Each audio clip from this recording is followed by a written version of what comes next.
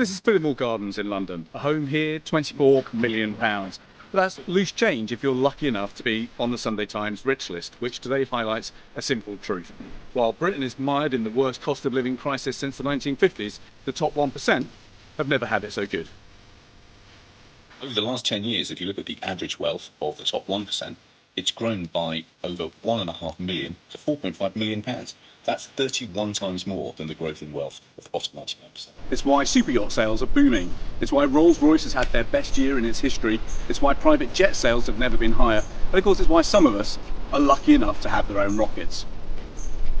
Yeah, in communities like mine, food banks are literally running out of food. So it's no surprise that polling that we're putting out today shows that 3/4 of Brits think the gap between those with too much wealth and those without is now too big.